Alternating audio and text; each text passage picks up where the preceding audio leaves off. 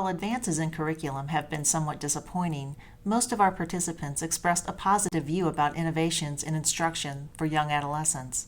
Bean noted that the middle school movement has been tremendously influential with regard to instruction. That is to say, that middle school classrooms today, more than 30 or 40 years ago, involve much more hands-on engaging type activities, to some degree projects, and to some degree interdisciplinary or multi-subject units and activities. Similarly, Doda believes that teachers today are more likely to engage in collaborative teaching methods than they did in the 1960s. She stated that generally speaking, middle school classrooms today are livelier and more engaging in methods and in pedagogy than they were in the 1960s.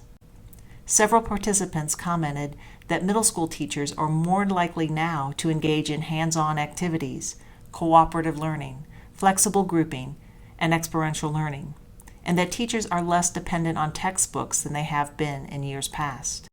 One area that participants seemed to cite as needing attention in contemporary middle schools was related to raising the level of social conscience within our programs, practices, and instructional approaches. Looking back, Doda recalled that teachers and leaders in the early years of the middle school movement failed to discuss some very important issues and to incorporate them into their practice. We didn't talk about race. We didn't talk about class. We didn't talk about gender very much. And, it was the middle school movement was a white movement.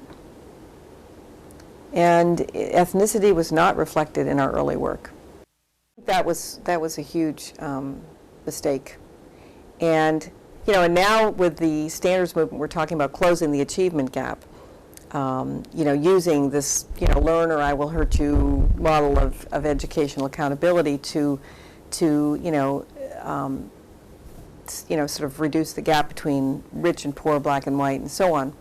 And what I'm observing today is that the shift away from the original middle school concepts, which focused on affiliation and inclusion, and are leaning more towards test score achievement and accountability, and are really creating every right for the urban schools to dismantle middle school, because they're dying for affiliation. Those children are desperate for inclusion.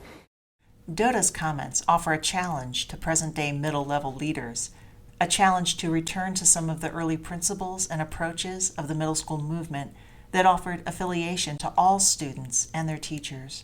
Rather than abandon the middle school concept, she maintained that the middle school concept offers hope for urban schools to make school relevant for their students. Further, she insinuated that the collective middle school movement must correct the mistakes of the past by raising our conversations to new levels of inclusiveness. Can't you see the stars are shifting ever so slowly?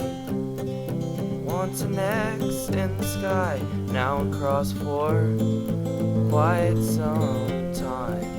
And we're the oldest that we've ever been, and we're the youngest that we're ever gonna be again. Getting closer to a time where seasons don't mean freedom anymore.